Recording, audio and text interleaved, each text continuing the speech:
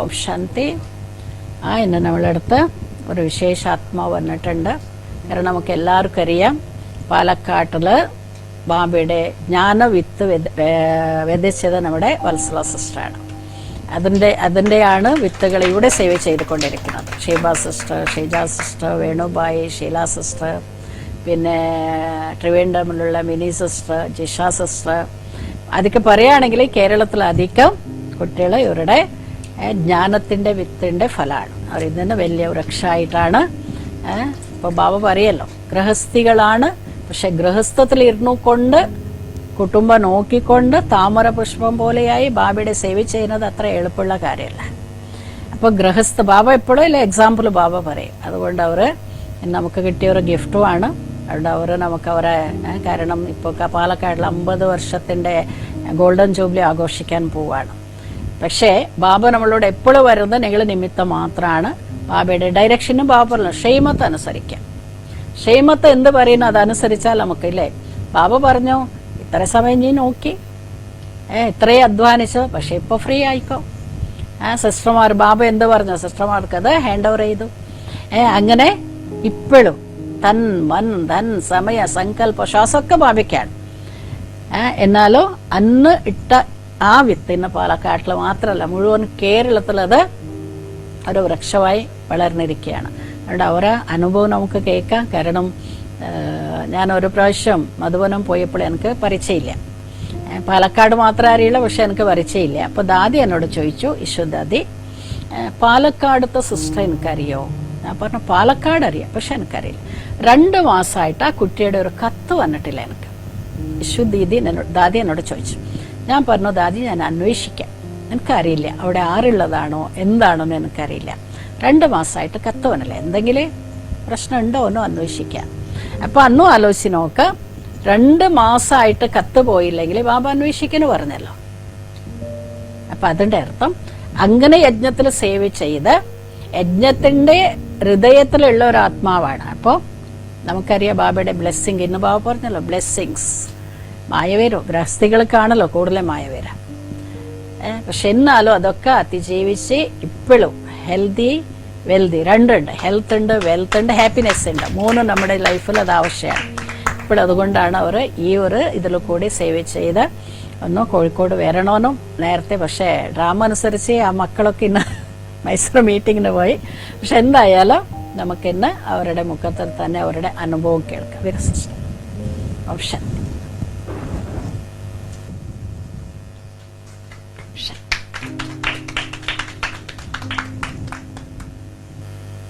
ഇന്നിപ്പോൾ നിങ്ങളെയൊക്കെ കണ്ടതിൽ എനിക്ക് ഭയങ്കര സന്തോഷം.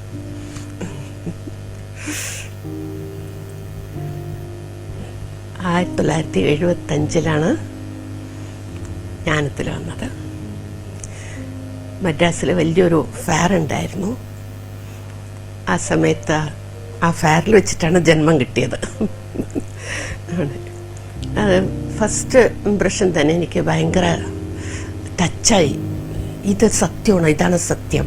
എന്നുവെച്ചാൽ ഭക്തി നല്ലോണം ചെയ്തിട്ടുണ്ട്. ഞാൻ ചെറുപ്പം മുതൽക്കേ ഞങ്ങളുടെ കുടുംബം മുഴുവൻ ഭക്തിയാണ്. അമ്മ വളരെ അങ്ങനെ ഭക്തിയിൽ വളർത്തി ഭക്തി വളരെയധികം. ഗീതയൊക്കെ ബൈഹാർട്ടായിരുന്നു സമയത്ത്. 18 അധ്യായം കാണാപ്പാടം പഠിച്ചിട്ടാണ് ചെല്ലുക. അങ്ങനെ ഭക്തിയിൽ മുങ്ങിയിരിക്കുന്ന സമയമാണ്.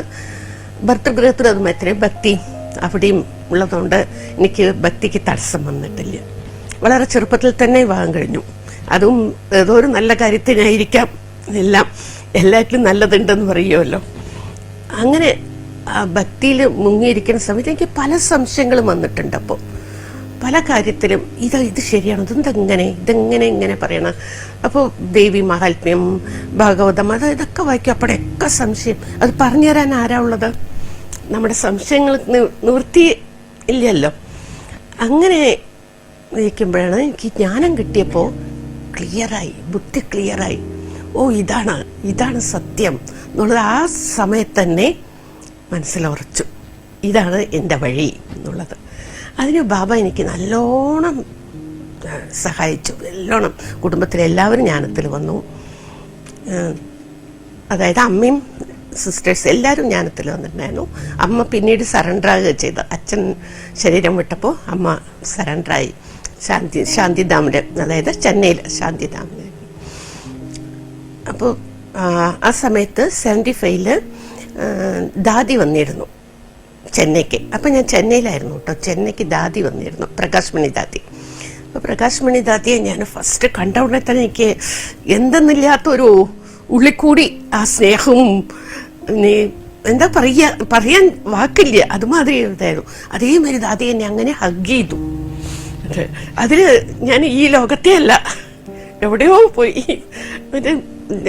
എൻ്റെ അടുത്ത് ഓരോന്ന് ചോദിച്ചപ്പോൾ ഞാൻ മലയാളിയാണെന്ന് പറഞ്ഞപ്പോൾ കേരളത്തിൽ സേവ തുടങ്ങും പറഞ്ഞു. ഏതാ രാജ്യം ചോദിച്ചു. പാലക്കാടാണ്. അപ്പോൾ പാലക്കാട് വിത്തിടണം, പാലക്കാട് തുടങ്ങണം എന്ന് പറഞ്ഞു. ദാദിയുടെ വാക്ക് അങ്ങനെ ഞാൻ ഏറ്റെടുത്തു. എങ്ങനെ തുടങ്ങുക, എങ്ങനെ ചെയ്യുക, ഏത് വിധത്തിൽ ഒന്നും അറിയില്ല കേട്ടോ. പക്ഷെ ആ വാക്ക് ഞാൻ ശിരസ കൊണ്ടു. ശരി, ഇനി കേരളത്തിൽ സേവ തുടങ്ങുക എന്നെ. അപ്പോൾ റോസി ബെഞ്ചിയാണല്ലോ, റോസി ബെഞ്ചിയാണ് ചെന്നൈയിൽ. അവരുടെ ആയിരുന്നു. അവരെന്നെ ശരിക്കും ഒരു മാതാവായിട്ടല്ല, ഒരു കന്യയായിട്ടാണ് ആദ്യം തന്നെ സേവ. അപ്പം തന്നെ എനിക്ക് സേവയെക്കുറിച്ചെല്ലാം പറഞ്ഞു തന്ന, എല്ലാം സേവ ചെയ്യിപ്പിച്ചു. അവിടെ ക്ലാസ് എന്താ വെച്ചാൽ അന്ന് ഹാൻഡ്സ് ഇല്ല, കന്യാസ് ഇല്ല. ഉള്ളവരോ ഹിന്ദി മാത്രം അറിയുന്നവരായിരുന്നു, നോർത്തിൽ നിന്ന് വന്നവരായിരുന്നു. വളരെ കുറച്ച് പേരേ ഉണ്ടായിരുന്നുള്ളൂ തമിഴ് അറിയുന്നവരായിട്ട്. 2-3 സിസ്റ്റേഴ്സ് മാത്രമേ ഉണ്ടായിരുന്നുള്ളൂ.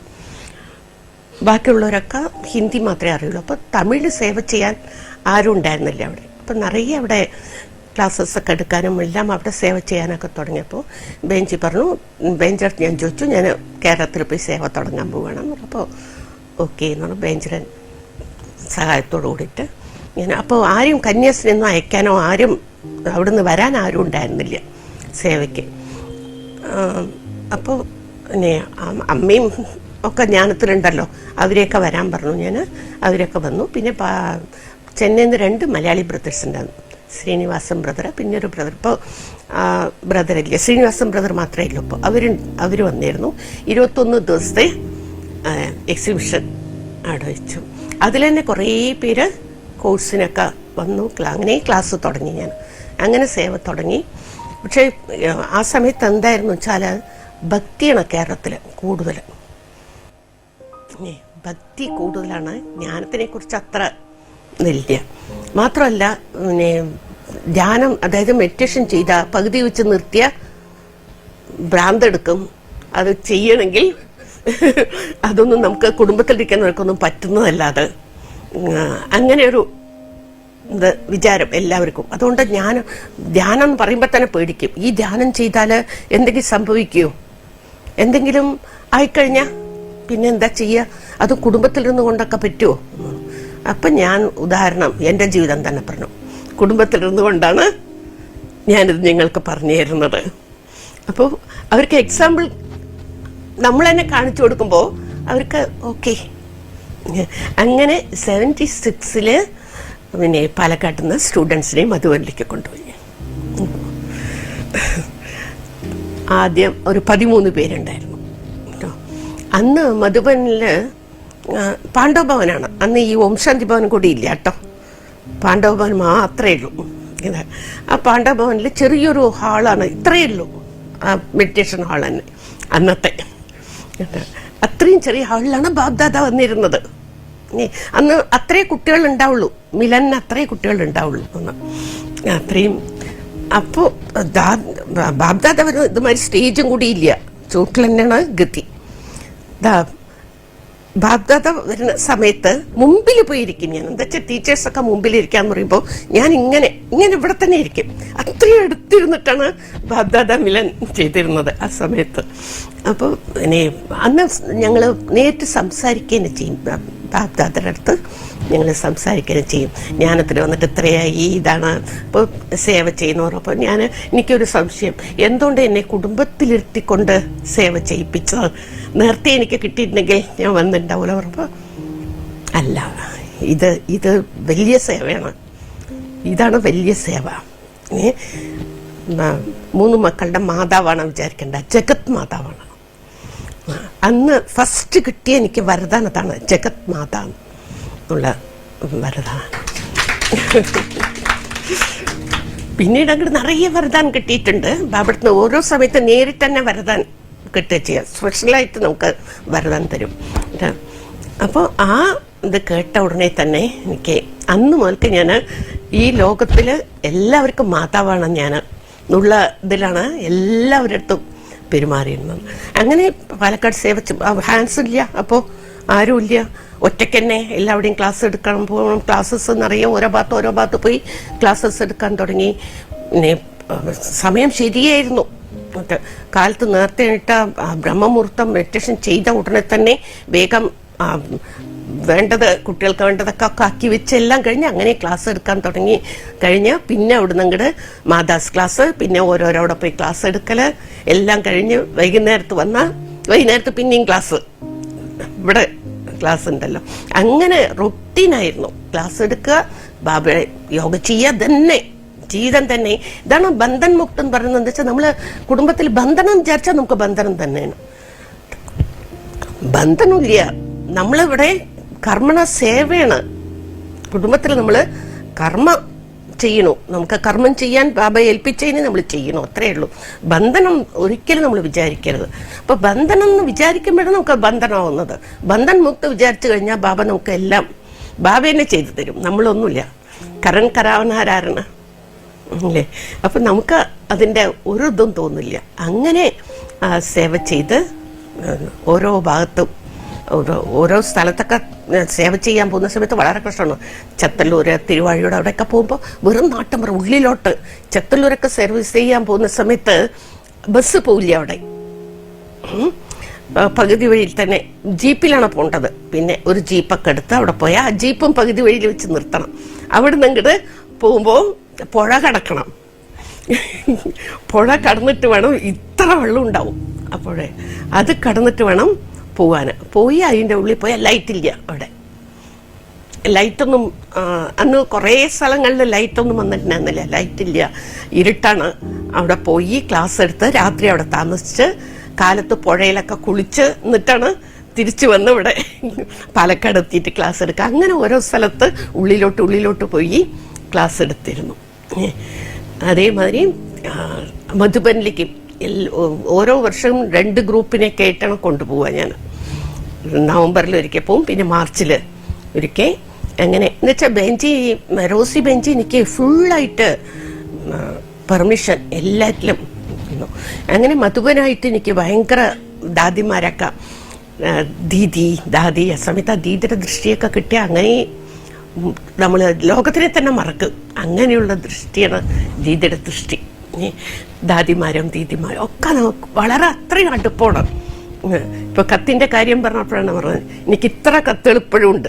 പ്രകാശ് വനിതാദിടെ, ദീദിയുടെ, ഇഷുദാദിടെ, അതുമാതിരി ആത്തമ്പായി, ആ വലിയ ഇവരൊക്കെ കരുണാവായി, അവരൊക്കെ കത്ത് എപ്പോഴും ഞാനും ഇങ്ങനെ അയച്ചുകൊണ്ടിരിക്കുക. അന്നൊക്കെ കത്തയക്കണം, ഞാനും കൂടി കത്തിലാണ്.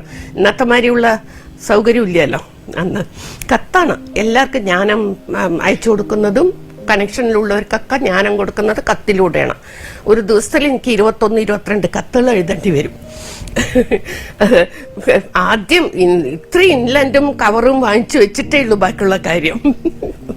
എന്നിട്ട് അങ്ങനെ കത്തിലൂടെയാണ് എല്ലാവർക്കും ജ്ഞാനം അയച്ചു കൊടുക്കുക. അതുമാതിരി മധുബനിലേക്ക് എല്ലാവർക്കും കത്തയക്കും. അവിടുന്ന് എനിക്കിങ്ങനെ കത്തുകൾ ജ്ഞാനം ഇങ്ങനെ വന്നുകൊണ്ടേക്ക് പ്രകാശ് വനിതാതിരെയൊക്കെ അപ്പുറത്തപ്പത്തിൽ ലേറ്റസ്റ്റ് ആയിട്ടുള്ള ജ്ഞാനം എനിക്ക് ഇങ്ങനെ അയച്ചു തരും. അങ്ങനെ അത്രയും ഒരു അനുഭവമായിരുന്നു ആ സമയത്ത് ഉണ്ടായിരുന്നത്. ഇപ്പം ഞാൻ വിചാരിക്കണം, അത്ര നേരത്തെ വന്നത് അത്ര വലിയ ഭാഗ്യം അന്ന് തോന്നിയിരുന്നില്ല. ഇതൊരു വലിയ ഭാഗ്യം എനിക്ക് കിട്ടിയിരിക്കണം, ഭാഗ്യമുണ്ട് അത്ര തന്നെ. പക്ഷെ ഇപ്പം ഞാൻ ആലോചിക്കുമ്പോൾ എത്ര സൗഭാഗ്യശാലി അന്ന് ജ്ഞാനത്തിൽ വന്നത്, എത്ര ഒരു ഭാഗ്യമാണ്. അത്രയും എല്ലാവരായിട്ടും ആ കുടുംബം വളരെ ചെറുതായിരുന്നു. കാരണം എല്ലാവർക്കും എല്ലാവരെയും അറിയാം. വളരെ ചെറിയ കുടുംബമായിരുന്നു അന്ന്. അപ്പോൾ അത്രയും ഒരു അനുഭവം ഉണ്ടായതുകൊണ്ട് ആ ജ്ഞാനത്തിൽ വന്നവിടെ തന്നെ എന്നെ അലൗകിക കുടുംബമാക്കി മാറ്റി എന്നല്ലാതെ ലൗകിക കുടുംബമായിട്ട് ഞാൻ വിചാരിച്ചിട്ടില്ല. ലൗകികമായിട്ട് അലൗകികം, എല്ലാവരും അലൗകിക്കും. അങ്ങനെ ഓരോ സേവകളും ചെയ്ത് ഇപ്പം ഇത്രത്തോളം. അന്നും ഞാൻ യോഗ ചെയ്യുമ്പോഴൊക്കെ കേരളത്തിൽ വളർച്ച വരണം. കേരളം നന്നാവണം, കേരളത്തിൽ വളർച്ച വരണം. അന്ന് കേരളത്തിൽ അങ്ങനെ സെൻ്ററൊന്നും ഉണ്ടായിരുന്നില്ല. വാസം ബ്രദർ ഉണ്ടായിരുന്നു തിരുവനന്തപുരത്ത്. പിന്നെ ഇവിടെ ഒരു മാതാജി ഉണ്ട്, സതി മാതാജി ഉണ്ടായിരുന്നു. അപ്പം മധുബനിലേക്കും അങ്ങനെ അവരൊന്നും അങ്ങനെ വന്നിരുന്നില്ല. പക്ഷെ നല്ലോണം സേവ ചെയ്യുന്നുണ്ടായിരുന്നു അവരൊക്കെ. അങ്ങനെ കേരളം എല്ലാവരുടെയും കേരളം നിറഞ്ഞ്, ബാബയുടെ ജ്ഞാനം നിറഞ്ഞ്, ക്ലാസ്സസ് നിറഞ്ഞ് അത്രയും കുട്ടികൾ വരണം എന്ന് പറഞ്ഞാൽ ഇപ്പം എനിക്കത് കാണുമ്പോൾ എനിക്ക് അത്ര സന്തോഷം. ഓരോ സെൻറ്ററിലും സേവ നടക്കുന്നതും ഇപ്പോൾ കേരളം എത്രത്തോളം വളർച്ച എത്തിക്കഴിഞ്ഞു. അത് ആദ്യം ആ സങ്കല്പം നടന്നത്, നമ്മൾ വിചാരിച്ചത് അത് നടന്നു എന്ന് പറയുമ്പോൾ അത്രയും ഒരു സന്തോഷമാണ് വരുന്നത് അല്ലേ. ഇപ്പോൾ നമ്മൾ ജ്ഞാനത്തിൽ നമുക്ക് മുഖ്യമായ 3 ഇത് നമ്മൾ ഫോളോ ചെയ്യണം. 1 ബ്രഹ്മമുഹൂർത്തം, ബ്രഹ്മചര്യം, ബ്രഹ്മഭോജനം. ഇത് 3 നമ്മൾ കറക്റ്റായി കൊണ്ടുപോകണമെങ്കിൽ ബാബയുടെ മദത് നമുക്ക് നല്ലോണം കിട്ടും. പിന്നെ നമുക്ക് ഒന്നിനെക്കുറിച്ച് ആലോചിക്കേണ്ട ആവശ്യമില്ല. എല്ലാ കാര്യം നമ്മൾ ഒരു വഴിക്ക് പോകുമ്പോൾ ആ വഴി ശരിയാക്കുന്നത് ബാബയാണ്, നമ്മളല്ല. ലൗകികത്തിലായിക്കോട്ടെ, അലൗകികത്തിലായിക്കോട്ടെ, സേവയിലായിക്കോട്ടെ, എവിടെയായിക്കോട്ടെ, നിങ്ങൾ സങ്കല്പം വെച്ചു കഴിഞ്ഞാൽ നിങ്ങൾക്ക് ആ വഴി ശരിപ്പെടുത്തി തരുന്നത് ബാബയാണ്. നിങ്ങളായിട്ട് പരിശ്രമിക്കേണ്ട ആവശ്യം തന്നെ വരില്ല. ഇതെങ്ങനെയാണ്, ഇതെങ്ങനെ ചെയ്യുക, എങ്ങനെ ആകുക, ഇത് സാധിക്കുമോ എന്ന് വിചാരിച്ചു കഴിഞ്ഞാൽ പോയി. ആ സംശയം വന്നു കഴിഞ്ഞാൽ പോയി. ആ ഡൗട്ട് വരാനേ പാടില്ല, സംശയം എന്നുള്ളത് വരാനേ പാടില്ല. നിശ്ചയബുദ്ധി, എല്ലാറ്റിലും നിശ്ചയബുദ്ധി. ആ നിശ്ചയബുദ്ധി നമുക്ക് നല്ലോണം സഹയോഗം ചെയ്യും. അതേമാതിരി യുഗൾ നല്ല സപ്പോർട്ടായിരുന്നു. ജ്ഞാനത്തിൽ വന്ന ഉടനെ തന്നെ ഒരു ഫുൾ ഇതായിരുന്നു. എന്തുകൊണ്ട് വെച്ചാൽ മൂപ്പരും ഭക്തി ഒക്കെ ചെയ്തിട്ട് ശബരിമലയ്ക്ക് 3 പ്രാവശ്യമൊക്കെയാണ് പോവുക കൊല്ലത്തിൽ. അപ്പോൾ ഗുരുസ്വാമിയൊക്കെ ആയിരുന്നു ആ സമയത്തെ. അപ്പം ജ്ഞാനം കിട്ടിയപ്പോൾ ഉടനെ തന്നെ അവർക്ക് അത് ഇതാക്കാൻ സാധിച്ചു. ഫുൾ സപ്പോർട്ടാണ്. സേവയ്ക്ക് എവിടെ വേണമെങ്കിലും പോകാനും സേവ ചെയ്യാനും ഇത് ചെയ്യാനും എല്ലാവരും ആ സപ്പോർട്ട് എങ്ങനെ കിട്ടിയെച്ചാൽ ബാബ എന്നുവെച്ചാൽ നമ്മൾ ആലോചിച്ചില്ല, അയ്യോ ഇത് ചെയ്യാൻ പറ്റുമോ, നമ്മൾ കുടുംബത്തിലിരുന്നുകൊണ്ട് എങ്ങനെ ഇത് ചെയ്യാൻ സാധിക്കുമോ, നമ്മളെ കൊണ്ട് സ്വാതന്ത്ര്യമായിട്ടിരിക്കുന്നവർക്കല്ലേ ഇതെല്ലാം പറ്റുള്ളൂ. അങ്ങനെ ഒരു ചിന്ത വന്നിട്ടില്ലേ. ചെയ്യണം, ബാബയുടെ സേവ ചെയ്യണം, അതേ വിചാരിച്ചുള്ളൂ. അപ്പോൾ ബാക്കിയുള്ളതൊക്കെ നമുക്ക് ബാബ എന്നെ ശരിയാക്കി തരികയാണ്. ഒരു തടസ്സങ്ങളില്ലാതെ, ഏത് വിധത്തിലും തടസ്സങ്ങളില്ലാതെ. വിഘ്നങ്ങൾ വരും എന്ന് പറയും അല്ലേ, പല വിധത്തിലുള്ള വിഘ്നങ്ങൾ വരും പറയും. പക്ഷെ എൻ്റെ അനുഭവത്തിൽ എനിക്ക് വിഘ്നങ്ങളെ ഉണ്ടായിട്ടില്ല. ഒരു വിധത്തിലുള്ള വിഘ്നങ്ങളും എല്ലാം എനിക്ക് ഈസിയായിരുന്നു. എല്ലാം എന്ത് ചെയ്യണതും വളരെ ഈസിയായിരുന്നു. ഓരോ സേവയുടെ കാര്യമൊക്കെ പറഞ്ഞു കഴിഞ്ഞാൽ പറയുകയുണ്ട്. ആദ്യം ഫസ്റ്റ് മധുബനിലേക്ക് ഇത്രയും കുട്ടികളെ കൊണ്ടുപോയപ്പോൾ തന്നെ പ്രകാശ് പണ്ഡിതാദിക്ക് ഭയങ്കര സന്തോഷമായി. എല്ലാവരെയും മിലൻ ചെയ്തിട്ട് പ്രകാശ് പണ്ഡിതാദി അത്രയും സന്തോഷത്തിൽ എല്ലാവർക്കും ഗിഫ്റ്റൊക്കെ കൊടുത്ത് അവർക്കൊക്കെ കേരളത്തിൽ നിന്ന് വന്ന കുട്ടികളെന്ന് പറഞ്ഞാൽ കൂടുതൽ ഒരു സ്നേഹമായിരുന്നു ദാദിക്ക്. ആ സമയത്ത് V R Krishna Iyer chief justice ഉണ്ടല്ലോ, അദ്ദേഹം വന്നിരുന്നു. അപ്പോൾ അദ്ദേഹത്തിന് കരുണാബായി പറഞ്ഞു, ഇതുമാതിരി കേരളത്തിൽ നിന്ന് കുട്ടികൾ വന്നിട്ടുണ്ട്. കേരളത്തിൽ നിന്നോ? കേരളത്തിൽ നിന്ന് വന്നിട്ടുണ്ടോ? എന്നാ പിന്നെ എനിക്ക് കാണുക തന്നെ വേണമല്ലോ. ഒരു കമ്മ്യൂണിസ്റ്റ് രാജ്യത്തു നിന്ന് അവിടെ കുട്ടികൾ വരിക എന്ന് പറഞ്ഞാൽ അല്ലേ. അങ്ങനെ പറഞ്ഞ് ഞങ്ങളെ മീറ്റ് ചെയ്തപ്പോൾ ഭയങ്കര സന്തോഷമായി. ആ സിസ്റ്റർ കഴിവാണ് കേട്ടോ ഇത്രയും കുട്ടികളെ കൊണ്ടുവന്നത് എന്ന് പറഞ്ഞാൽ വളരെ സന്തോഷമായിട്ട് അവർ പറഞ്ഞിരുന്നു. അന്ന് പിന്നെ നമുക്ക് ഈ ഫോട്ടോ എടുക്കലോ പരിപാടികളോ ഒന്നുമില്ല. അതുകൊണ്ട് ഒരു സേവടിയും ഫോട്ടോ എടുക്കുക, പിടിക്കുക, അത് എടുത്തു വെക്കുക, അങ്ങനെയൊന്നും നമ്മൾ സേവ ചെയ്യുക അത്ര തന്നെ. അതിൽ പിന്നീട് വേണ്ടി വരുന്നോ പേരോ അതിനെക്കുറിച്ചൊന്നും ചിന്തിച്ചിട്ടേ ഇല്ല. അങ്ങനെ സേവ ചെയ്തോണ്ടേ ഇരിക്കുക അത്ര തന്നെ. അതുമാതിരി 85-ലാണ് കന്യാകുമാരി ടു ഡൽഹി പദയാത്ര ഉണ്ടായിരുന്നു ആ സമയത്ത്. അപ്പോൾ കേരളത്തിൽ അവരെ ഇൻവൈറ്റ് ചെയ്യേണ്ടത്, വെൽക്കം ചെയ്യേണ്ടത് പാലക്കാട്ടിനാണ് ഏൽപ്പിച്ചത് റോസി ബെഞ്ച്. എന്താ വെച്ചാൽ അന്ന് കേരളത്തിൽ അത്ര ഇല്ല എന്ന് പറഞ്ഞിട്ട് പിന്നെ വെൽക്കം ചെയ്യേണ്ടത് നിങ്ങളാണ്. അതിന് കളിയേക്കവല എന്ന് പറഞ്ഞൊരു സ്ഥലമാണ് പിന്നെ പറഞ്ഞിരുന്നത്. അവിടെ വെച്ചിട്ട് അവരെയൊക്കെ പദയാത്ര വരുന്നവരെ വെൽക്കം ചെയ്യുക, അവർക്ക് അക്കോമഡേഷൻ, അവർക്ക് ഭോജൻ, അതുമാതിരി അന്ന് ആ സ്ഥലത്ത് ഈവനിങ് സേവ അവിടെയുള്ളവരെയൊക്കെ വിളിച്ച് അവിടെ സേവ ചെയ്യണം, ഒരു ഫങ്ഷൻ വെക്കണം എന്നൊക്കെ പറഞ്ഞിരുന്നു. ശരിയെന്ന് പറഞ്ഞാൽ സമയത്ത് ഹാൻസും ഇല്ല, നമുക്ക് കൂടെ വരാൻ മാതാസോ ആരുമില്ല. അന്നൊക്കെ മാതാസിനെ അയക്കേനില്ല വീട്ടിൽ നിന്ന്. ഒരു ക്ലാസ്സിലേക്ക് വരുന്നത് തന്നെ അവർ എന്തോ പറഞ്ഞ മാതിരിയാണ് ക്ലാസ്സിലേക്ക് വരുന്നത് തന്നെ.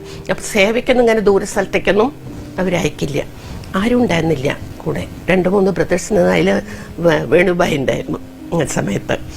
85 ശേഷമാണ് വിരക്ക ജ്ഞാനത്തിൽ. 84 വേണുബായി വന്നത്. പിന്നെ ഇവരൊക്കെ സ്കൂൾ പഠിക്കുന്ന കുട്ടികളായിരുന്നു. ഷീബ സിസ്റ്ററും ഷീജ സിസ്റ്ററും ഒക്കെ സ്കൂളിൽ പഠിക്കുന്ന കുട്ടികളായിരുന്നു. അപ്പോൾ അവരൊക്കെ ഉണ്ടായിരുന്നു. അവരും ഒന്നും വന്നില്ല. വേണുബായി വന്നിരുന്നു കൂടെ. അങ്ങനെ കളിക്കവലയിൽ പോയി സ്ഥലമൊക്കെ അറേഞ്ച് ചെയ്തിട്ട് 3 മാസം മുമ്പേ പോയി അവിടെ സ്ഥലം ഒക്കെ നോക്കി അറേഞ്ച് ചെയ്തിട്ട് ഞങ്ങൾ വന്നു. അത് കഴിഞ്ഞിട്ട് പിന്നെ കന്യാകുമാരിയിൽ പോയി ഞങ്ങൾ ആ ഫംഗ്ഷൻ അറ്റൻഡ് ചെയ്തു. അന്നത്തെ ദിവസം 3 മാസം കഴിഞ്ഞിട്ട് തുടക്കം. ശരി, പിറ്റേ ദിവസം ഇവിടേക്കാണല്ലോ വരുന്നത്, കേരളത്തിലേക്കാണ് വരുന്നത്. നാഗർകോവിൽ കഴിഞ്ഞിട്ട് അങ്ങനെ കന്യാകുമാരി നാഗർകോവിൽ പോയി, നാഗർകോവിൽ നിന്ന് അങ്ങനെ കേരളത്തിലേക്കാണ് വരുന്നത്. ശരിയെന്ന് പറഞ്ഞാൽ അന്ന് ഇത് കഴിഞ്ഞതും അവിടുത്തെ പ്രോഗ്രാം കഴിഞ്ഞതും ഞാൻ കളിയക്കവലയിൽ പോയി അവർക്കൊക്കെ വണ്ടർക്കെ ചെയ്യണം എന്ന് പറഞ്ഞിട്ട് പോയി നോക്കിയപ്പോൾ എന്താണ്, കളിയക്കവലയിൽ വെള്ളമില്ല, തീരെ വെള്ളമില്ല അവിടെയുള്ളവർ. അന്ന് ഫോണൊന്നും ഇല്ലാത്ത കാരണം നമുക്ക് നേരത്തെ കൂട്ടി ചോദിക്കാനോ അറിയാനോ ഒരു സാധ്യതയില്ല അന്ന്. ആ സമയത്താണ് അറിയണത്. അപ്പോൾ അവിടെ വെച്ച് നമ്മൾ എവിടെ പിറ്റേ ദിവസം കാലത്ത് വരികയാണ് ഇവരൊക്കെ. വെള്ളമില്ലാത്ത സ്ഥലത്ത് എങ്ങനെയാ അവരെ നമ്മൾ സ്വീകരിക്കാൻ സാധിക്കും? ആ വെള്ളമാണല്ലോ ഇമ്പോർട്ടന്റ്. അപ്പോൾ കാശ് കൊടുത്താൽ കിട്ടുമോ? എത്ര വേണമെങ്കിലും കൊടുക്കാറുണ്ടോ? ആ കാശ് കൊടുത്താലൊക്കെ കിട്ടും, പക്ഷെ 10 കൊട അതിലധികം കിട്ടില്ല. ഈ 10 കുടം വെള്ളം വെച്ചിട്ട് 100-500 പേര് വരുന്ന സ്ഥലത്ത് ഈ 10 കുടം വെള്ളം വെച്ചിട്ട് എന്ത് ചെയ്യാനാ? അപ്പോൾ ഞാൻ വേറെ എവിടെയെങ്കിലും സ്ഥലം കിട്ടാൻ നിവൃത്തിയുണ്ടോ? അതോ വൈകുന്നേരം ആകും ചെയ്തി, സന്ധ്യ നേരം ആയിക്കഴിഞ്ഞു. അടുത്ത് പാറശാലയുണ്ട്, അവിടെ പോയി നോക്കൂ എന്ന് പറഞ്ഞു. എന്നിട്ട് പാറശാലയിൽ വന്നിട്ട് അവിടെ അന്വേഷിച്ചു. ഈ സമയത്ത് വന്നിട്ട് അവിടെ സ്ഥലം കിട്ടാണ്, അല്ല വല്ല സ്കൂളോ എന്തെങ്കിലും കിട്ടുമോ പറഞ്ഞപ്പോൾ സ്കൂൾ അന്വേഷിക്കാൻ പോയപ്പോൾ അവിടുത്തെ ഭാരവാഹികൾ ആരുമില്ല, ആരും കാണാനും പറ്റിയില്ല. അപ്പം എന്താ ചെയ്യുക? ഞാൻ ഒരേ മനസ്സിൽ വെച്ച, ഇത് ബാബയുടെ സേവയാണ്, ബാബ എന്നെ നടത്തണമെന്ന്. ഞാൻ ആളല്ല, ഞാനിവിടെ നിമിത്തമായിട്ടിരിക്കുന്നു, ബാബ എന്താണെന്ന് വെച്ചാൽ ചെയ്തോളൂ എന്ന് പറഞ്ഞു. ബാബയുടെ അടുത്ത് മുഴുവനായിട്ട് മനസ്സിനെ അങ്ങനെ ബാബയുടെ അടുത്ത് അർപ്പിച്ചു അവിടെ. പക്ഷെ മനസ്സിന്റെ ഉള്ളിലൊരിതുണ്ട് കേട്ടോ, പിറ്റേ ദിവസം വരുമ്പോൾ ഇത്ര പേര് വരുമ്പോൾ അതോ ആർക്കെങ്കിലും ഫോൺ ചെയ്ത് അറിയിക്കാൻ നിവൃത്തിയുണ്ടോ? അതും നിവൃത്തിയില്ല ആർക്കെങ്കിലും. ആ സമയത്ത് അവിടെയൊക്കെ അന്വേഷിച്ചപ്പോൾ ഇവിടെ ഒരു ബ്രദർ ഉണ്ട് കേട്ടോ, നിങ്ങൾക്ക് അവരെ പോയി നോക്കിയാൽ എന്തെങ്കിലും നിങ്ങൾക്ക് സഹായം കിട്ടുമെന്ന് പറഞ്ഞു. അപ്പോൾ അവിടെ പോയപ്പോൾ ആ ബ്രദർ അവിടെ ഇല്ല, ആ സ്ഥലത്തില്ല. വൈഫോൺ ഉണ്ടായിരുന്നു, അവരുടെ അടുത്ത് പറഞ്ഞു. അപ്പോൾ അവർ ക്രിസ്ത്യൻസാണ്. അപ്പം എൻ്റെ ഈ ഫുൾ കൈയും ഈ സാരിയൊക്കെ കണ്ടപ്പോൾ ഒരു ക്രിസ്ത്യാനിയാണ് വിചാരിച്ചു അവരും. അപ്പോൾ അവർ ചോദിച്ചത് എന്താ ഇത്, ഈ നേരത്ത് ഞങ്ങൾ നല്ല അതുമാതിരിയാണ് സംഭവം, നാളെ എത്ര പേര് വരുന്നുണ്ട്, അതിനൊരു സ്ഥലം വേണം ഇവിടെ എന്നൊക്കെ പറഞ്ഞു. ശരി വെയിറ്റ് ചെയ്യൂ, ഇപ്പോൾ വരുമെന്ന് പറഞ്ഞു. എവിടെ സമയം ഇങ്ങനെ 8 9 സമയം ഇങ്ങനെ പോയിക്കൊണ്ടിരിക്കുന്നു, മൂപ്പരെ കാണാനില്ല. ആ സമയത്തൊക്കെ അവിടെ ഇരുന്ന് യോഗ ബാബയെ വിചാരിച്ചോണ്ടേയിരിക്കുന്നേ, ഞാൻ വേറെ ഒന്നുമില്ല. ആ സമയത്ത് ബാബ നാളെ എത്ര പേര് വരും, ഞാൻ എന്ത് ചെയ്യും എനിക്കറിയില്ല, ബാബ എന്നെ ഇത് ചെയ്യണം, ബാബ എന്നെ ഇത് ചെയ്യണം, ബാബ എന്നെ ഇത് ചെയ്യണം എന്ന് പറഞ്ഞ് ഇങ്ങനെ പറഞ്ഞുകൊണ്ടിരിക്കുകയായിരുന്നു. അപ്പോഴാണ് മൂപ്പര് വന്ന് ഇങ്ങനെയാണ് കാര്യം പറഞ്ഞപ്പോൾ, എന്താ സിസ്റ്റർ ഇത്, ഈ ലാസ്റ്റ് മൂവ്മെന്റിൽ നാളെ സ്ഥലം വേണം പറഞ്ഞിട്ട് ഇന്ന് രാത്രി വന്ന് പറഞ്ഞാൽ, അതും പുലർച്ചയ്ക്ക് ഒക്കെ 6 മണിയാകുമ്പോഴേക്കും എത്തും അവര്. ഈ സമയത്ത് വന്ന് പറഞ്ഞാൽ എവിടുന്നാ സ്ഥലം കിട്ടുക? അപ്പോൾ ഇല്ല, എനിക്ക് എന്തെങ്കിലും ചെയ്തേ പറ്റൂ, എനിക്ക് ഇങ്ങനെ ഒരു സംഭവം ഉണ്ടായി. കളിയക്കവലയിൽ ഞാനൊക്കെ ഏൽപ്പിച്ചതായിരുന്നു, അവിടെ വെള്ളമില്ലാത്ത കാരണമാണ്, ഇല്ലെങ്കിൽ അവിടെ വെച്ച് നടത്തിയിട്ടുണ്ടാവും ഞാൻ. ഓ അങ്ങനെയാണോ, ശരി. എൻ്റെ ഒരു ഫ്രണ്ടിൻ്റെ വീടുണ്ട്, അത് തരാം, പക്ഷെ ഇപ്പം ആളവിടെ ഇല്ല, ചാവി ഇപ്പോൾ കിട്ടില്ല. പിന്നെ ഞാൻ പറഞ്ഞു നോക്കട്ടെ, കാലത്ത് കിട്ടിയാ കിട്ടി, ഇല്ലെങ്കിൽ ഇല്ല. ശരി, കാലത്ത് തീർച്ചയായിട്ടും കിട്ടും. തീർച്ച എനിക്ക് പറയാൻ പറ്റില്ല, കാലത്ത് വന്ന് അന്വേഷിച്ചോളൂ എന്ന് പറഞ്ഞു. ചാവിയില്ല, വീടില്ല, ഒന്നുമില്ല. വലിയൊരു സേവയാണ്, ചെറുതല്ല. ഉടനെ പോയി തിരുവനന്തപുരത്തേക്ക് തിരിച്ചു വന്നു. കാലത്ത് നേരത്തെ 3 മണിക്ക് മെഡിറ്റേഷൻ കഴിഞ്ഞ ഉടനെ തന്നെ അപ്പം തന്നെ പുറപ്പെട്ടു. ഇവിടേക്ക് വന്ന് പാഠശാലയിൽ വന്ന് അവരുടെ ഉദയത്തിൻ്റെ വീട്ടിൽ. ആ സമയത്തൊക്കെ ഞാനിങ്ങനെ മെഡിറ്റേഷനല്ല, എന്താ പറയുക, ബാബയുടെ അടുത്ത് തന്നെയായിരുന്നു. ബാബയുടെ അടുത്തിരുന്നിട്ട് ബാബ ചാവി കിട്ടണം, ചാവി കിട്ടണേ, ചാവി കിട്ടണേ, ഇതന്നെ എനിക്ക് സേവം നടക്കണം എന്നൊരൊറ്റ ചിന്ത. എന്താ ചെയ്ത് കിണറ്റിൻ്റെ വക്കത്തെത്തിയ മാതിരിയാണേ. വക്കത്ത് കുറച്ച് സ്ലിപ്പായാൽ നമ്മൾ വീഴും, ആ ഒരു അവസ്ഥയായിരുന്നു അവിടെ. അപ്പോൾ അവിടെ പോയപ്പോൾ പിന്നെ അപ്പോഴാണ് ഡ്രൈവർ അയച്ച ചാവി മേടിക്കാൻ അയച്ചത്. പക്ഷെ നല്ല കാലത്തിന് ചാവിയും കൊണ്ടുവന്നു ഡ്രൈവർ. ആ ചാവി കിട്ടിയപ്പോൾ മനസ്സിന് നല്ല സന്തോഷവും സമാധാനമായി. ബാബയ്ക്ക് എത്ര, ബാബ എങ്ങനെ ഞാൻ താങ്ക് യു പറയേണ്ടത്? അയ്യോ താങ്ക്സ്, ഇതൊന്നും ബാബയുടെ മുമ്പിൽ പറയാൻ പറ്റില്ല. ഇല്ലേ, ആ ചാവി എടുത്തിട്ട് വന്ന് നോക്കണോ, വീട് ചെറിയൊരു വീട്, 2 ബെഡ്റൂമുള്ള ചെറിയ വീട്. അയ്യോ ഞാനെന്താ ചെയ്യ, എത്ര പേര് വരുന്നല്ലോ, അവരെവിടെ ഞാൻ ഇരുത്തുക, അവർക്ക് എവിടെ വെച്ചിട്ടാ ഞാൻ ആഹാരം കൊടുക്കുക, എവിടെ ആഹാരം ഉണ്ടാക്കുക, ഇതൊക്കെ വിചാരിച്ചിട്ട് ഇങ്ങനെ വിഷമിച്ച്. ശരി, ഇതെങ്കിലും കിട്ടിയില്ലേ, എന്തോ ഇതിൽ കല്യാണക്കാരിയുണ്ട്, ബാബ ചെയ്യുന്നതിൽ എന്തെങ്കിലും കല്യാണക്കാരി ഉണ്ടാവും, നമ്മളതിൽ സംശയിക്കരുത്. ഇതിൽ നല്ല കല്യാണക്കാരുണ്ട്. മുറ്റത്ത് വലിയൊരു ഇതൊക്കെ അടുപ്പൊക്കെ ഇട്ട്, പിന്നെ വേണുബായാണ് അതൊക്കെ ചെയ്തത് കേട്ടോ. ആ സമയത്ത് എല്ലാം അങ്ങനെ ആഹാരം അവർക്ക് ഉണ്ടാക്കാൻ തുടങ്ങി. അവരെല്ലാവരും എത്തി. അപ്പം അവിടെ അമ്പലം, ഈ വീട്ടിന്റെ നേരിട്ട് തന്നെയാണ് ശിവക്ഷേത്രം ഉണ്ടായിരുന്നത്. അപ്പൊ ശിവക്ഷേത്രത്തിലൊക്കെ പോയി അവരെ കണ്ട് സംസാരിച്ചപ്പോൾ ഇത്ര പേര് വരേണ്ട പറഞ്ഞപ്പോൾ വിഷമിക്കേ വേണ്ട, ഇവിടെ ഈ അമ്പലത്തിൽ ഇത്രയും സ്ഥലമുണ്ട് അല്ലേ, ഇവിടെ അവരിരുന്നോട്ടെ, ഇതാ കുളം ഉണ്ട്, ഇവിടെ കുളിച്ചോട്ടെ, ഞങ്ങൾ അതിനെക്കുറിച്ച് വിഷമിക്കേ വേണ്ട, എത്ര പേര് വേണമെങ്കിലും വന്നോട്ടെ, ഞങ്ങൾ തന്നെ ആഹാരമൊക്കെ ഉണ്ടാക്കി കൊടുക്കാം അവർക്ക് എന്ന് പറഞ്ഞു. ഇല്ല, ആഹാരം ഞങ്ങൾ തന്നെ ഉണ്ടാക്കിക്കോളാം, നിങ്ങൾ അതിന് വേണ്ട ഈ വക സൗകര്യം ചെയ്താൽ മതി എന്ന് പറഞ്ഞു. പിന്നെ ഒരു ഗ്രാമമാണത്. അപ്പോൾ ഗ്രാമത്തിലുള്ളവരൊക്കെ വന്ന് ഞങ്ങളെ മീറ്റ് ചെയ്തു. എന്നിട്ട് അവർ പറഞ്ഞു ഞങ്ങളുടെ വീട്ടിലൊക്കെ വരാം, എത്ര പേര് വന്ന് കിടന്നാലും ഞങ്ങളെല്ലാ സൗകര്യം ചെയ്തു കൊടുക്കാം, നിങ്ങൾ അതിനെക്കുറിച്ച് വിഷമിക്കേ വേണ്ട പറഞ്ഞു. എല്ലാവരും ഇങ്ങടെ, നമ്മൾ പോയി അഭ്യർത്ഥിച്ചിട്ടില്ല, അവരെ ഇങ്ങടെ വന്ന് നമുക്ക് എന്ത് വേണമെങ്കിലും ചെയ്തു തരാമെന്ന് പറഞ്ഞു. അങ്ങനെ അവർക്ക് കാലത്ത് വന്നപ്പോൾ അവർക്ക് ആഹാരങ്ങളൊക്കെ ഉണ്ടാക്കി കൊടുത്തു. അവർ റെസ്റ്റ് എടുത്തു. അന്ന് മുഴുവൻ വൈകുന്നേരത്തെ സേവ എവിടെയും പോണ്ടി വന്നില്ല, അവിടെ തന്നെ അമ്പലത്തിൽ വെച്ചിട്ട് തന്നെ ആ ചുറ്റുപാടുള്ളവരെല്ലാവരും വന്നു. അങ്ങനെ ഈസി ആയിട്ട് നടന്നു എല്ലാം. വൈകുന്നേരത്ത് പിന്നെ ഫങ്ഷനൊക്കെ വെച്ച് അവർക്കൊക്കെ ജ്ഞാനം പറഞ്ഞു കൊടുത്ത് എല്ലാവർക്കും. അത് കഴിഞ്ഞ് രാത്രി അവർക്ക് ഒക്കെ അമ്പലത്തിൽ തന്നെ അതുണ്ടാവുമല്ലോ, അവിടെ ഒക്കെ സുഖമായിട്ട് എല്ലാവരും കിടന്നു. അവർക്ക് നല്ലൊരു അനുഭവം കിട്ടി. ഇത് ഞങ്ങളെ വിഷമിപ്പിക്കണ്ടോ ഞാൻ ചോദിച്ചപ്പോൾ, അയ്യോ ഞങ്ങൾക്കിത് നല്ലൊരു എക്സ്പീരിയൻസ് അല്ലേ, ഞങ്ങൾക്ക് സുഖമായിട്ട് ഞങ്ങൾ കിടന്നുറങ്ങാനും ഞങ്ങൾക്ക് ഇതിൽ കുളിക്കാനും എല്ലാം സൗകര്യപ്പെടുത്തി തന്നില്ലേ, ഇത് ഈ അനുഭവം ഞങ്ങൾക്ക് കിട്ടുമോ ഇവിടെ പോയാലോ എന്ന് പറഞ്ഞു. എല്ലാവരും സന്തോഷമായിട്ട് രാത്രിയൊക്കെ കിടന്ന് പുലർച്ചയ്ക്ക് അവർക്ക് പിന്നെ ഇവിടെ പോകണം, നെടുമങ്ങാട് അവിടെ വെച്ചിട്ടാണ് അവർക്ക് ബ്രേക്ക്ഫാസ്റ്റ് കേട്ടോ.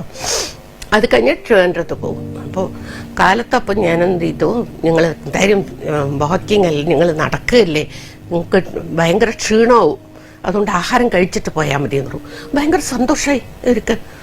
കാലത്ത് വേണ്ട ആഹാരമൊക്കെ കൊടുത്തിട്ടാണ്, വെറും ചായ മാത്രമല്ല ഒക്കെ ആഹാരം കൊടുത്ത് അവരെല്ലാവരും, അതും ഒക്കെ യങ്സ്റ്റേഴ്സാണ്, അവർക്ക് നല്ല വിശപ്പുണ്ടാവുമല്ലോ, ഒക്കെ ആഹാരം. അന്ന് പിന്നെ നമ്മുടെ രാംശ്ലോക് ഭായി ഉണ്ടായിരുന്നു കൂട്ടത്തട്ടോ. രാംശ്ലോക് ഭായി എന്നെ ഉടനെ അന്നപൂർണേശ്വരി എന്ന് പറഞ്ഞ പേര്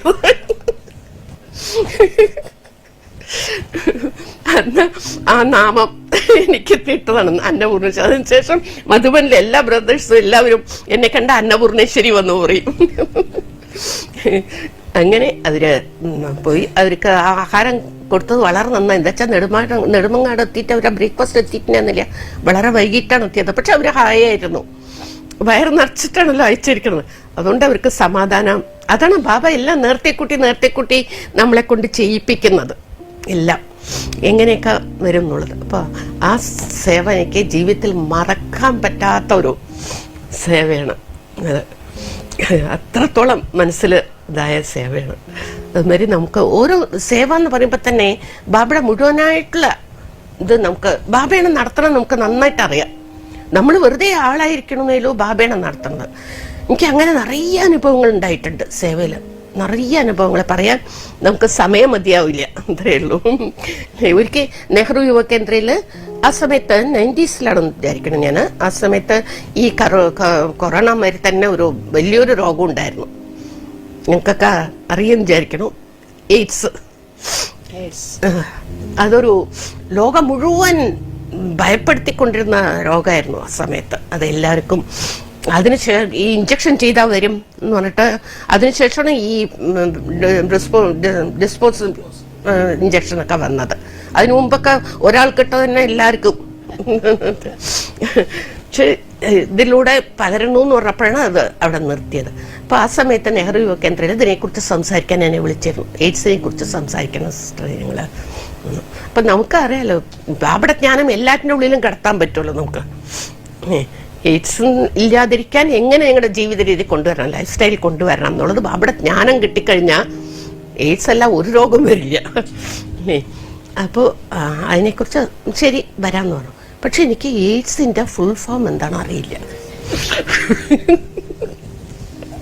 ഞാൻ അയ്യോ ഇതിനെക്കുറിച്ച് സംസാരിക്കാൻ പോണു, പക്ഷെ അതിന്റെ എന്താ ഒന്നും അറിയാതെ പോയി പറയരുതല്ലോ, എല്ലാം അറിഞ്ഞിരിക്കണമല്ലോ നമുക്ക്. അയ്യോ അതെന്താ ചെയ്യാ. അപ്പൊ ഡോക്ടർമാർ വരണ്ടായിരുന്നു കേട്ടോ ക്ലാസ്സിലേക്ക്. അവരോട് ചോദിച്ചു എന്താണ് എയ്ഡ്സിന്റെ ഫുൾ ഫോം. അവർക്കും സംശയം, ഇതായിരിക്കാം അതായിരിക്കാം എന്നാണ് അവർ പറയണത്. പക്ഷെ ഈ ആയിരിക്കാം എന്നുള്ളതിനെ നമ്മൾ എടുക്കാൻ പറ്റില്ല. ആണ് എന്ന് പറഞ്ഞാൽ മാത്രമേ നമുക്കത്. ഞാൻ എന്താ വിചാരിച്ച, ബാബ എനിക്കിത് കിട്ടണം, എനിക്കിത് അറിയണം എന്താണെന്നുള്ള ഫുൾ എങ്ങനെ എനിക്കറിയില്ല, എനിക്കത് അറിഞ്ഞേ പറ്റുമെന്നുള്ളു. അപ്പൊ അന്നത്തെ ക്ലാസ് കഴിഞ്ഞ് ഈ കുട്ടികളൊക്കെ വരും ക്ലാസ്സിലേക്ക് കേട്ടോ. അതിൽ ക്ലാസ് കഴിഞ്ഞ് കുട്ടികൾ പോകുന്ന സമയത്ത് ഒരു കുട്ടി പിന്നെ ഈ ബാലരമ പുസ്തകം ഉണ്ടല്ലോ കുട്ടികളുടെ, അത് പക്ഷെ ബാലരമ പറഞ്ഞാലും അതിൽ ഭയങ്കര നോളജാണ്, വലിയവർക്കും കൂടിയുള്ള നോളജ് അതിലുണ്ട്. അപ്പോൾ ആ പുസ്തകം വെറുതെ ഒന്ന് എടുത്ത് ഞാൻ തിരിച്ചു നോക്കണു, ഇതിനെക്കുറിച്ച് ഡീറ്റെയിൽ ആയിട്ട് അതിനുണ്ട്. ആഹാ ബാബ എനിക്ക് തന്നു. അതങ്ങോട്ട് നന്നായി വായിച്ച് മനസ്സിലാക്കി അവിടെ പോയി അതിനെക്കുറിച്ച് പറഞ്ഞ് മനസ്സിലാക്കി കൊടുത്താൽ എന്താണ് ഈ രോഗത്തിൻ്റെ ഇതെങ്ങനെ വരുന്നത്, ഇത് വരാതിരിക്കാൻ എന്ത് ചെയ്യണം, എങ്ങനെ ഈ ജ്ഞാനം നിങ്ങൾക്ക് ഈ ധ്യാനം ജ്ഞാനം എങ്ങനെ ഹെൽപ്പ് ചെയ്യുമെന്ന് പറഞ്ഞിട്ട് അവിടെ ഉള്ളവർക്കൊക്കെ ജ്ഞാനത്തിനെ പറഞ്ഞു കൊടുത്ത് ധ്യാനം ചെയ്യിപ്പിച്ച് അതിനുശേഷം കുറേ കാലം അവിടെ ക്ലാസ് എടുക്കണ്ടായിരുന്നു. കുറേ യങ്സ്റ്റേഴ്സും ബ്രദേഴ്സും ഒക്കെ വരുന്നുണ്ടായിരുന്നു അവിടെ. അങ്ങനെ അവിടെ ഒരു വിത്തിട്ടു വേണ്ടേ. അങ്ങനെ സേവയില് പല വിധത്തില് നമുക്ക് ബാബയുടെ സഹയോഗം നന്നായിട്ട് കിട്ടിയിട്ടുണ്ട്. അതില് നമുക്ക് മനസ്സിലാക്കും ബാബയാണ് ചെയ്യുന്നത്, നമ്മളൊന്നും ചെയ്യുന്നില്ല, നമ്മൾ സേവയെ ചെയ്യുന്നില്ല. ബാബ ചെയ്യണു. എവിടെ എന്ത് വേണം, ഏത് സമയത്ത് എന്ത് വേണം എന്നുള്ളത് ബാബയ്ക്കറിയാം. നമ്മളവിടെ നിമിത്തമായിട്ട് പോണു, അവിടെ ചെയ്യണം, അത്രയേ ഉള്ളൂ. എത്ര കാലം നിമിത്തമായിരിക്കണോ അത്ര കാലം നിമിത്തമായിരുന്നു നമ്മൾ അവിടെ സേവ ചെയ്യണം. പിന്നെ ഇപ്പോൾ നല്ല സൂക്ഷ്മ സേവയാണ് ഞാൻ ചെയ്യുന്നത്. സൂക്ഷ്മ സേവ എന്ന് പറഞ്ഞാൽ എല്ലാ സകാഷ് നമ്മൾ യോഗ ചെയ്ത എല്ലാവർക്കും 3 to 5 മെഡിറ്റേഷൻ കഴിഞ്ഞ ഉടനെ 5 മണിക്ക് ശേഷം ഞാൻ എല്ലാവർക്കും എല്ലാ സ്ഥലത്തേക്കും എല്ലാവിടേക്കും ഇങ്ങനെ ഇത് കൊടുക്കും. അങ്ങനെ ബാബ ഒരു മുരളിയിൽ പറയുണ്ടായി, നിങ്ങൾ പിന്നെ ജ്ഞാനം മാത്രമല്ല പിന്നെ ഈ ലോകത്തിലെ ചില നല്ല ജ്ഞാനങ്ങളൊക്കെ നിങ്ങൾ എടുത്തു കഴിഞ്ഞാൽ നിങ്ങൾക്ക് അത് ഇത് സേവയ്ക്ക് നിങ്ങൾക്ക് ഹെൽപ്പാകും എന്നുള്ളത് പറഞ്ഞു.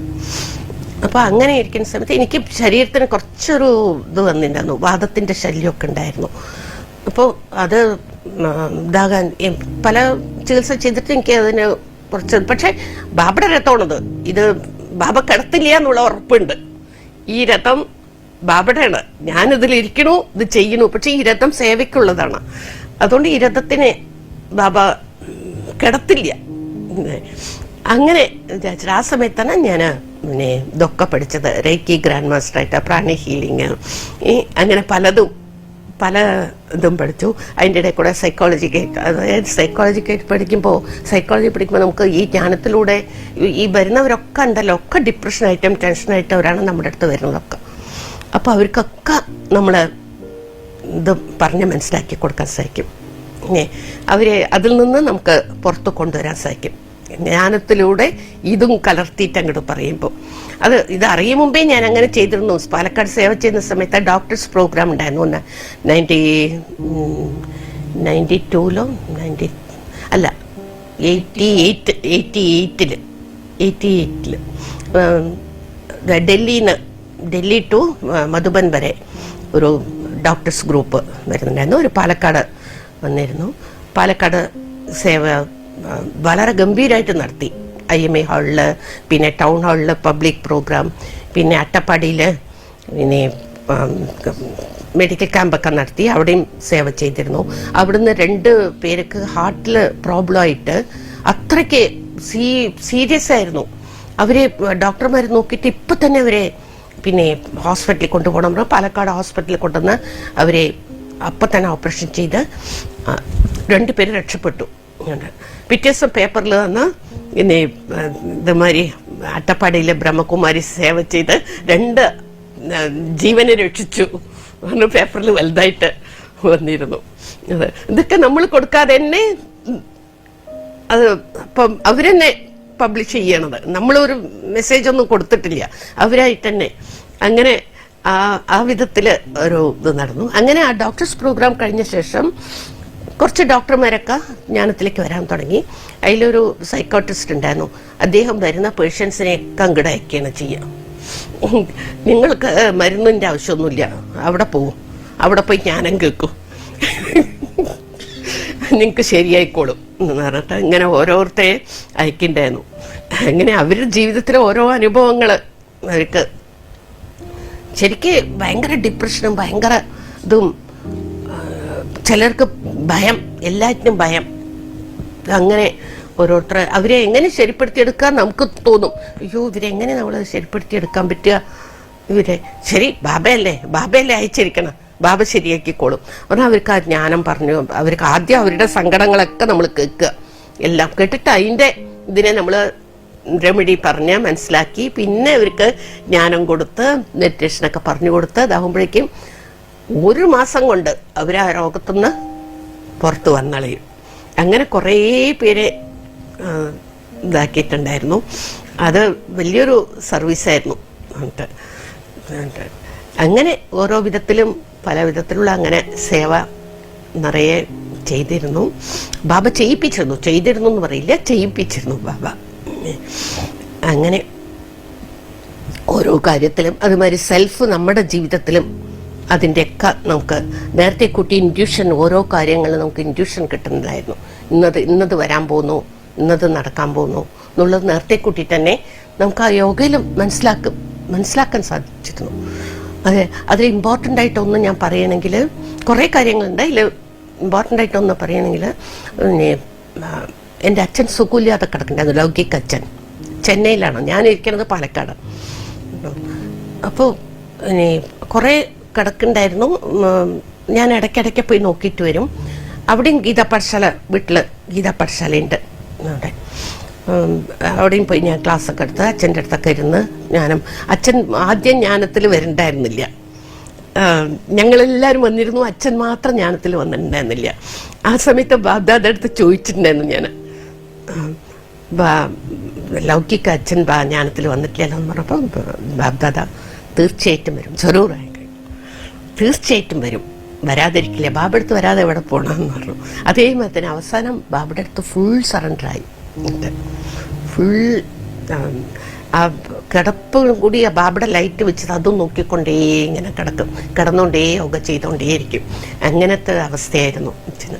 പക്ഷെ മനസ്സ് എപ്പോഴും പീസ്ഫുള്ളായിട്ടും ഹാപ്പി ആയിട്ടും വയ്ക്കും. അച്ഛൻ മരിക്കുന്നതിൻ്റെ തലേദിവസമാണ് എനിക്ക് അന്ന് ഒരു വ്യാഴാഴ്ച ഭോഗമൊക്കെ വെച്ച് ഇങ്ങനെ എന്താണ് യോഗ ചെയ്യുന്ന സമയത്ത് എനിക്ക് ഉടനെ ഉള്ളിലേക്ക് ചെന്നൈക്ക് പോകണം ഉടനെ പോകണം എന്ന് തോന്നി. ആ ക്ലാസ് കഴിഞ്ഞ ഉടനെ തന്നെ ഞാൻ പറഞ്ഞു ഞാൻ ചെന്നൈക്ക് പോകണമെന്ന്. റിസർവേഷൻ ഒന്നും ഇല്ലാതെ എങ്ങനെ, അതൊക്കെ ബാബ നോക്കിക്കോളും.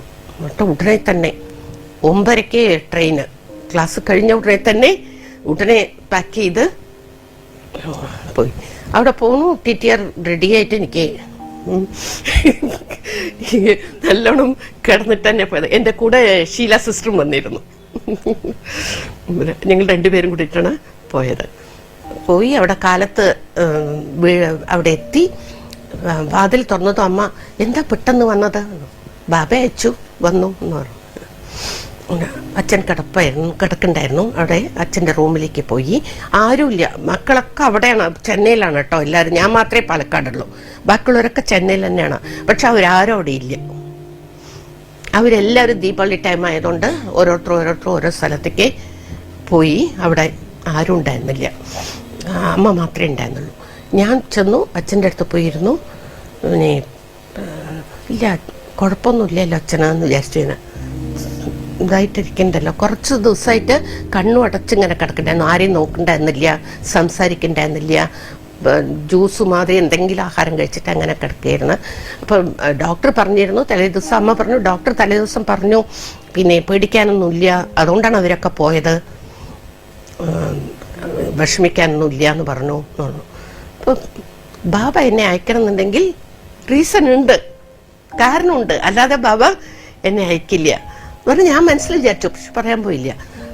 ശരി അച്ഛൻ്റെ അടുത്ത് ഇരിക്കൂ, ഈ ഇത് കൊടുക്കുമെന്ന് പറഞ്ഞിട്ട് എൻ്റെ അടുത്ത് പിന്നെ ഒരു ജ്യൂസ് മാതിരി ഉണ്ടാക്കി കോംപ്ലൻ കലക്കി കൊണ്ടുവന്ന് എൻ്റെ തന്ന് അച്ഛനെ കൊടുക്കൂ എന്നിട്ട് അമ്മ കുളിക്കാനും പോയി. ഞാൻ മാത്രമേ ഉള്ളൂ അച്ഛൻ്റെ അടുത്ത്. അത് സ്പൂണിൽ കോരി ഞാൻ കൊടുത്തു. 2 സ്പൂണ്, 3ാമത്തെ സ്പൂണിന് പുറത്തു വന്നു. എൻ്റെ ദൃഷ്ടി നോക്കി തന്നെ. അപ്പോൾ ആ ആത്മാവിന് ബാബയുടെ കുട്ടി അടുത്തിരുന്നിട്ട് വെള്ളം കൊടുത്തിട്ട് വേണം പോവാന് ഉള്ളതുണ്ട്. അത്രയ്ക്ക് ഭാഗ്യം ചെയ്തിട്ടുണ്ട്. അതേമാതിരി അവസാന സമയത്ത് പറയുകയും ചെയ്തു, ഈ വീട്ടിൻ്റെ പകുതി ഭാഗം ബാബയ്ക്ക്, ഇത് വിറ്റാ കിട്ടുന്ന പണം പകുതി ബാബയ്ക്ക്, ബാക്കി പകുതി ലൗകിക മക്കളെടുത്തോട്ടെ. അതേമാതിരി തന്നെ അമ്മ വീട് ഉടനെ തന്നെ ഞങ്ങളുടെയൊക്കെ സമ്മതത്തോടുകൂടി തന്നെ ഒക്കെ വിറ്റ് ആ പൈസ കൊണ്ട് അങ്ങനെ ബാബയെ കൊടുത്ത് സറണ്ടറായി. അന്ന് പോയി സറണ്ടറായതാണ് അമ്മ. മരണവും അവിടെ തന്നെ. ഇപ്പോൾ 2014 അവർ ശരീരം വിട്ടത്. ബാബയുടെ അതേ സ്മൃതിയിൽ തന്നെ അവർ ശരീരം വിട്ടു. അങ്ങനെ നമ്മൾ ബാബയുടെ മുഴുവനായിട്ട് നമ്മൾ അർപ്പിച്ചു കഴിഞ്ഞാൽ നമ്മുടെ ലൗകിക ജീവിതമായിക്കോട്ടെ അലൗകിക ജീവിതമായിക്കോട്ടെ, ലൗകികം അലൗകികം പറഞ്ഞ് പിരിക്കേ വേണ്ട, നിങ്ങൾ അലൗകിക ജീവിതം അത്ര തന്നെ എല്ലാം വളരെ സമൃദ്ധിയായിട്ട് പോവും. നമുക്ക് സമ്പൂർണ്ണമായിട്ടുള്ള സന്തോഷം, സമ്പൂർണ്ണമായിട്ടുള്ള ശാന്തി, സമ്പൂർണ്ണമായിട്ടുള്ള സംതൃപ്തി എല്ലാം ബാബ അൺലിമിറ്റഡ് ആയിട്ട് നമുക്ക് തന്നുകൊണ്ടിരിക്കും.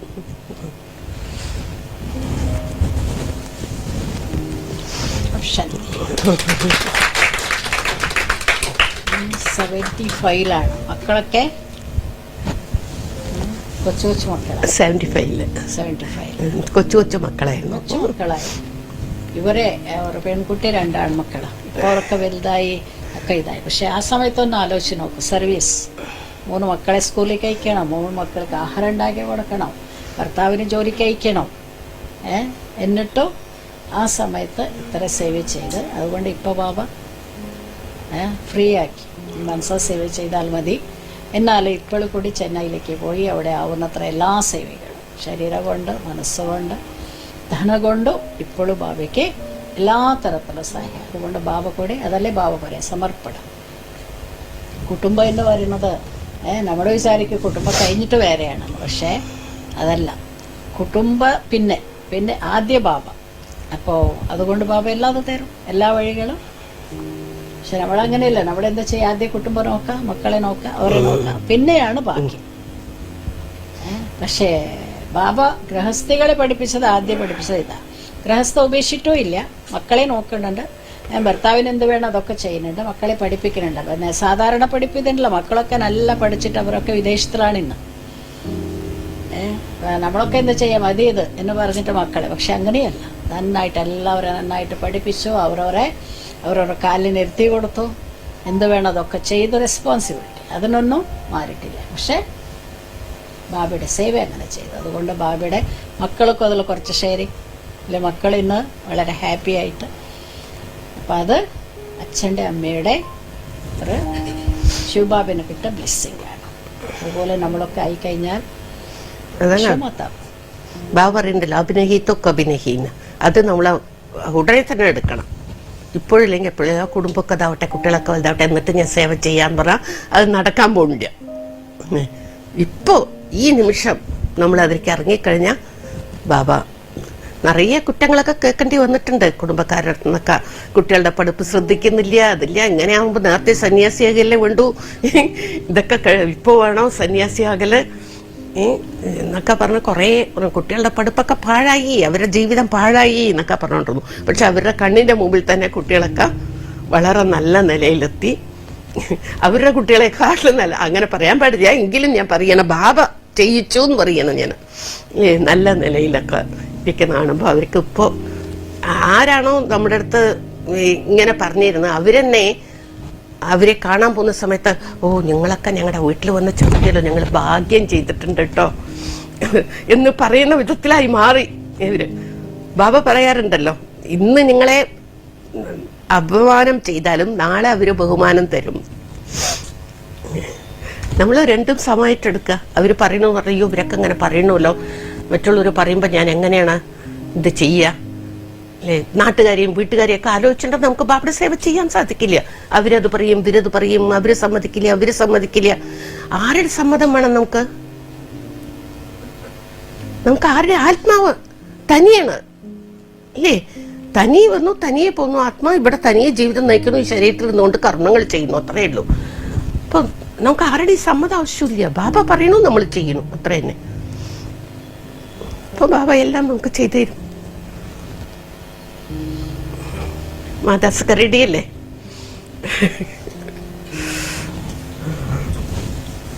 ഗൃഹസ്ഥത്തിലിരുന്നവർ ചെയ്യുമ്പോഴാണ് അത് കൂടുതൽ മറ്റുള്ളവർക്ക് ഒരു മാതൃക. മറ്റുള്ള സിസ്റ്റേഴ്സൊക്കെ ചെയ്യുമ്പോൾ അവർ പറയും, അവർക്കെന്താണ് ബന്ധനമൊന്നുമില്ല, അവർക്ക് പറയേ വേണ്ടൂ. ഞങ്ങൾക്കതുമാതിരിയാണോ? ഞങ്ങൾ ബന്ധനമല്ലേ ഞങ്ങൾക്ക്, അവർ പറയണ മാതിരിയൊക്കെ ചെയ്യാൻ പറ്റുമോ എന്നൊക്കെ പറയും. പക്ഷേ മാതൃകയായിട്ട് കാണിച്ചു കൊടുത്താൽ ഇവരെ ചെയ്യുന്നു വെച്ചാൽ നമുക്കും പറ്റും. എൻ്റെ അടുത്ത് ഒരു കാരണം പറയാൻ പറ്റില്ല ആർക്കും. ചെറിയ കുട്ടികളാണ്, എങ്ങനെ ക്ലാസ്സിലേക്ക് വരിക, കുട്ടികളെ വിട്ടിട്ട് വരാൻ പറ്റുമോ? പഠിക്കുന്ന കുട്ടികളാണ്, അയ്യോ പരീക്ഷ സമയമാണ്, ഞങ്ങൾക്ക് അവിടെ അടുത്തില്ലെങ്കിൽ കുട്ടികൾ പഠിക്കില്ല, അതുകൊണ്ട് ഞങ്ങൾക്ക് ക്ലാസ്സിലേക്ക് വരാൻ പറ്റില്ല അല്ലേ? ഒരു കാരണം പറയാൻ പറ്റില്ല. എന്നുവെച്ചാൽ അതൊക്കെ വെച്ചുകൊണ്ടാണ് ഇവിടെ ക്ലാസ് മാത്രമല്ല, സേവയും ഫുള്ളായിട്ടുള്ള സേവയും. അതിന് റോസി ബെഞ്ചിന് നല്ലോണം സപ്പോർട്ടുണ്ടായിരുന്നു. എല്ലാം സ്വാതന്ത്ര്യമായിട്ട് ചെയ്യാനും സ്വാതന്ത്ര്യമായിട്ട് മധുബണ്ടിക്ക് കുട്ടികളെ കൊണ്ടുപോകാനും എല്ലാറ്റിനും ഭയങ്കര ഫുള്ളായിട്ടുള്ള സപ്പോർട്ടുണ്ടായിരുന്നു. അതുമാതിരി ചെന്നൈയിൽ എപ്പോഴൊക്കെ കന്യാസ് ബട്ടി ഉണ്ടോ അതിലൊക്കെ എന്നെ വിളിക്കും. ആ ബട്ടിയിൽ അറ്റൻഡ് ചെയ്യും. ടീച്ചേഴ്സിൻ്റെ ബട്ടിയിൽ എല്ലാറ്റിലും എന്നെ ഒരു ഇതായിട്ടാണ് അവർ കണക്കാക്കിയിരുന്നത്. ശരിക്കും ആ സ്നേഹം അവരുടെ അടുത്ത് അവസാനം വരെ, ദാദിമാരുടെ സ്നേഹം, മൂത്ത അവരുടെ എല്ലാവരുടെ സ്നേഹം എനിക്ക് മുഴുവനായിട്ട് അനുഭവിച്ചിട്ടുണ്ട്. സ്നേഹസാഗരനായ ബാബയുടെ സ്നേഹത്തിലൂടെ ഇവരുടെ എല്ലാവരുടെയും സ്നേഹം, സഹയോഗം എനിക്ക് കിട്ടിയിരുന്നു. ഓം ശാന്തി.